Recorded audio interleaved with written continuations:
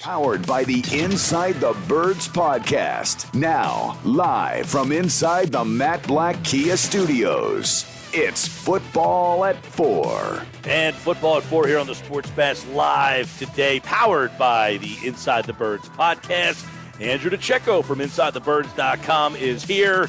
Eagles and Bears, the matchups to watch. And, of course, you can hear that game right here on 97.3 ESPN. Mike and Ryan taking you till 6 tonight. Football at 4 with Andrew DiCecco starts now. Earlier today, Andrew, and I welcome you.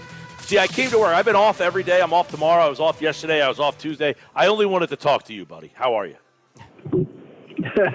How you doing, Mike? Good to talk to you. We had Clay Harbor on earlier, who, of course, played for the Eagles, played for the Bears.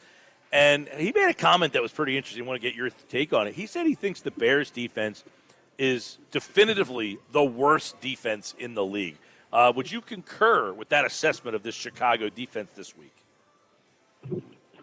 Yeah, that is interesting, but I would concur with Clay's comments. When you look at what the Bears have from a defensive front standpoint, they've only managed 16 sacks on the season, which is pretty astounding when you compare that to what the Eagles have done at 49 sacks on the year. Their second level is not really equipped to withstand tight ends or big plays at that second level. However, I do like their secondary. They have some really interesting building blocks there in Jaquan Brisker, Eddie Jackson, who unfortunately is on IR right now, Jalen Johnson, the corner, he's another player, and Kyler Green, their nickelback that they drafted this year. So they do have some building blocks there, but their first and second level are pretty paltry. So is this the kind of game, if you are Shane Steichen calling the plays, hey, Miles Sanders, Jalen Hurts, let's roll up 300 yards on the ground if we can? Or do you want to throw the ball in the air? As you mentioned, this is kind of interesting. You like the secondary, they don't get a lot of pressure. So which way is the best way to attack this team? I think this is going to be another meat and potatoes approach, Mike. Why throw the ball if you don't have to? I think this is going to be hand the ball to kind of like what you saw against the Green Bay Packers, right? Hand the ball off to Miles Sanders, get Jalen Hurts in an open field a little bit. I think he's going to be able to really thrive in that area of the field going against a linebacker like a Jack Sanborn, who's an undrafted free agent from Wisconsin.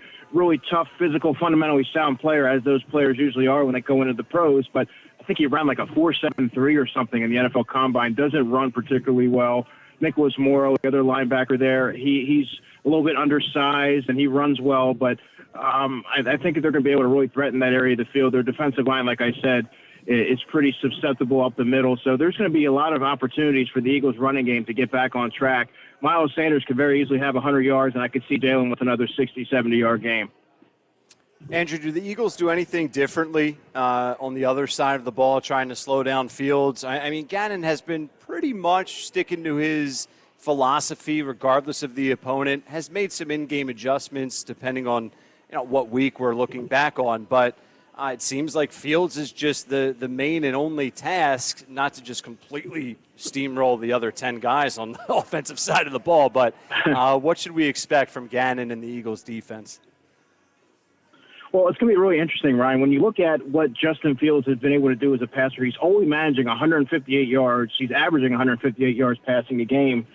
But he is averaging 75 yards on the ground a game. So, and 905 he has on the year. So that's going to be he's the equalizer right there. And I think when you look at what the Eagles have on defense from a personnel standpoint, how do you stop or account for Justin Fields' running ability?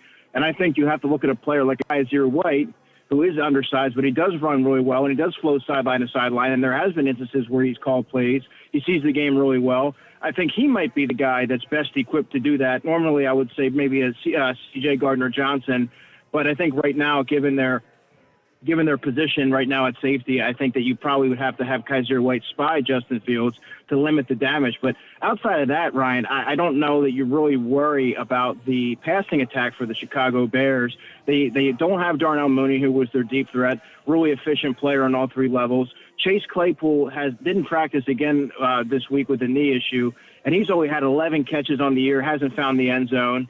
So Equanimous St. Brown is going to be the player they're going to be having to plan for. And Cole Kmet, the tight end, of course, at least a team with 50 targets. But if Claypool can't go, guys, they're looking at Dante Pettis probably as the next guy up, who only has 14 catches on the season. So I think if you stop that running game, you really force the Bears to become one-dimensional, and they don't have the passing attack to really do anything as far as produce points. Now, Andrew DiCecco is with us. This is a total opinion-based question, but I want to get yours. I know it's hard to maybe make this proclamation, but would the Eagles' defense be better with Nakobe Dean?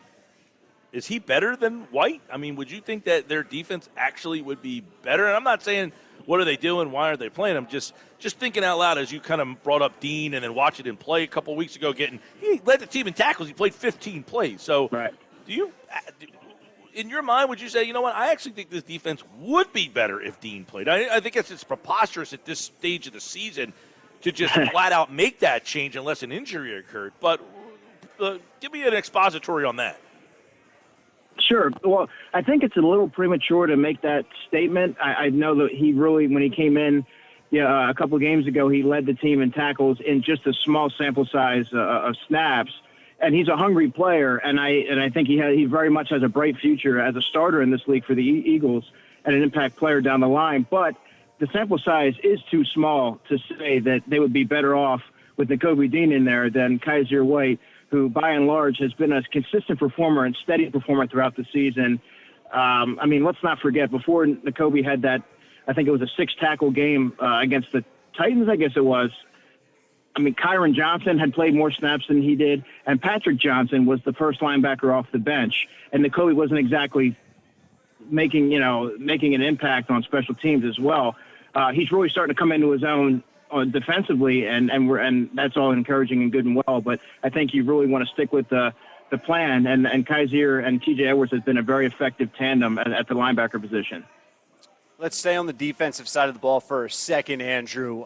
BG, 3 sacks. The old fella getting it done. What did you see, not just from Brandon Graham, but just the whole front there? Because obviously he had some assists with those sacks, not to take anything away from BG, fan favorite, but how good is this front seven and this defensive line really looking right now at the right time of the year with new additions, seemingly with the depth and ready to make some noise, hopefully? Yeah, man, how about BG playing with a reborn sense of urgency and energy, and I think that has to do with the limited snaps that he's being asked to play.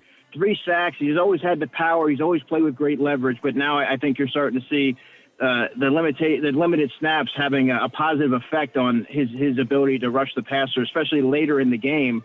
As well as you can make that case, Ryan, for the entire defensive line. I think they've all benefited from bringing in a guy like Ndamukong Suh, Linval Joseph, getting Jordan Davis back. All these different guys are able to shoulder a portion of the snaps, which really keeps fresh legs later in the game when you need them. So you're getting all these different guys that are able to attack you in so many different ways that it's really crazy to think that the defense really hasn't even scratched the surface on what they're able to do. I think down the line you're going to see, you could get Robert Quinn back, and I know that he hasn't really done anything, granted, but maybe this little stretch is what he needed to really rest, and maybe that knee was what was slowing him down. So you're getting, I think you just have so many different pass rushers with so many different attributes that can attack the quarterback in so many different ways, and having all those different guys to shoulder those snaps has really made a difference. All right, Andrew, we talked about the Bears' defense, not very good. But is there a concern, I guess Fields obviously in his rushing ability, but do they have something about their offense that maybe should have the Eagles on alert this week? Not other than they're preparing for David Montgomery, pounding the ball between the tackles. They don't really have the personnel to do anything overly intricate, and I think that everyone knows going into the game what their approach is going to be. It's going to be Justin Fields drop back, not see and look down the field, but there's not going to be anything going on down there, and he's going to have to take off and run. And they're going to hope for a break in the coverage or a break in contain, I should say. And if the Eagles aren't disciplined, he could gash you, and I think that's what they have to hope for, and hope that they can sort of play ball control and keep the Eagles' offense off the field. But I really have a hard time, guys, seeing the Bears pass to victory this week. Yeah, the Eagles had that game where Tannehill ran, and I think people got a little nervous about that. But this is a different beast. This isn't Daniel Jones who I think people thought last week that Jones might have a lot of yards. He got nothing. Tyrod Taylor had a run late in the game, inconsequential. But, this is a different animal. This guy could go over 1,000 yards rushing for the season in this game. I mean, it appears that that would be the one huge concern is if, hey, the game's cold, it's a little wonky out, and he's just running all over the place. Yeah, and that's something I sort of can see happening. However, the Eagles have been able to mitigate the opposing rushing attack by getting up on teams so early that it forces them to become one-dimensional and take to the air. We saw the Giants last week. They didn't have much success doing that. They don't have the weaponry, neither does Chicago. However, you could see Justin Fields try to have that approach, Mike, where he tries to take the game on his shoulders and make things happen. So I could totally see him having a sizable portion of the offensive output and running all over the field a little bit. But I do think that the Eagles are going to have that game pretty well at hand by that point anyway. Everyone is saying, and when I mean everyone, intelligent folks like yourself, Andrew, all right, not me, but the educated and intelligent ones are saying. Is that a passive-aggressive compliment there? No, if it came off that way, I was really just trying to call myself an idiot, so I apologize. But, Andrew, I'm worried that the whole world is saying there's just no path to victory for the Bears. And I'll add to that, the Vikings are playing the Colts. The Cowboys are playing Jacksonville. Enough said. This is a huge matchup just because of those two other teams. So I guess just give me your thoughts on that. No, it's fair to have a little bit of trepidation going into this. And I know hearing that the Eagles they're going to win this game decisively, et cetera, can make people a little bit uneasy to think that. And you never want to just blow past an opponent and look towards that Christmas Eve game and the Dallas Cowboys and everything like that. But I think if the 2022 Philadelphia Eagles have shown you anything, it's that they are literally focused on going 1-0 each week. They're not focused on what we're talking about. They're not focused on anything that's being written. They're focused on what's going on in the care complex, what they're building as a team, what their ultimate goals are. And I don't think that they've ever looked past any opponent this season, and they don't pay attention to any outside factors. Andrew, I want to get your opinion on now this is kind of an interesting thought because they averaged 41 points a game the last three without Dallas Goedert. They did struggle the first game. They only scored 17 in that game. And we all said, oh, man, Goddard, that's a huge loss. How are they going to recover? Well, he averaged 41 points a game the 3 games after. But how do they reincorporate him back into the offense, and is that a clunky proposition? I don't think that'll be a clunky proposition, Mike. I think that'll be pretty seamless, right? I think that you saw the continuity building throughout the season with Jalen Hurts and Dallas Goedert. That was very much his security blanket. And it actually made the offense run even more efficiently, I would say, and function as sort of like a well-oiled machine, if you want. But I think that bringing him back into the fold, this could be a Dallas Goedert game. As you look at the Bears linebackers and that they're very susceptible on the second level. And their secondary, which I talked about earlier, I do think that they have some pieces there. I don't even know that the Eagles are going to have to take down the field, but if they do go to the air, Mike, I think it'll be in that intermediate level, so you could see Devontae Smith and Dallas Goedert having an impact. And I don't think it's going to be a transitional phase. I think they'll be able to kind of get him back into the flow of things pretty seamless. Now, I don't know whether or not he'll be on a snap count or not, but I do anticipate him being activated for this Sunday's game on Saturday. So we'll see how it goes, but the rich get richer. I think that this could be a Dallas Goedert game if all goes well. Well, that, and then I guess safety will be interesting this week because C.J. Gardner-Johnson not back. Reed Blankenship, I would imagine, not going to play. They did sign Anthony Harris, I guess, while I was off. I don't know what his role may or may not be. So I guess you may see Kayvon Wallace start in that spot, right? Yeah, and Kayvon. Whenever Kayvon's been out there, unfortunately this year for him, it's been a big play. I mean, you can look back. I think that touchdown against the Texans. There was a big play last week that he was at fault for. He's taking some poor angles. I think he's a really sound tackler, Mike. I think he's physical, but he's more of a box safety around the line of scrimmage and aggressive in that area. But I think he can get exposed a little bit in coverage. So I think the Eagles are going to probably have to mix personnel there and find and sort of mask it. Maybe you might see Josiah Scott there as well.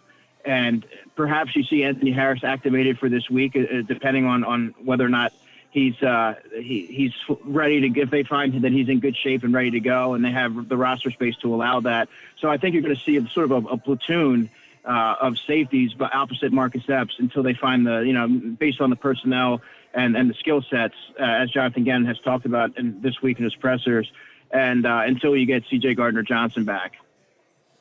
What type of a game do you foresee Jalen Hurts having? Because, we talked a lot earlier in the show about the Parsons comments and Jalen Hurts and the system stuff, and that's really nothing new. But obviously there was oil lit to the flame or thrown on the flame, whatever the phrase I'm attempting to say is here, surrounding Jalen Hurts and the game to follow.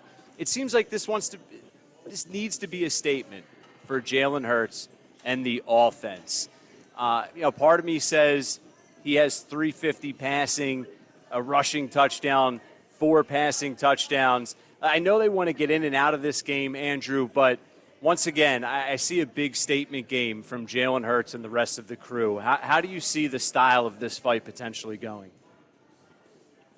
I've sort of been grappling with how I see this unfolding throughout the week, Ryan, but I kind of envision, either way wouldn't surprise me, frankly, but I kind of envision this unfolding a moderate passing game where they get out to an early lead, kind of like last week, where maybe he only has, I think he had 217 or whatever, could have maybe about 250, and I think they're really going to make a statement on the ground.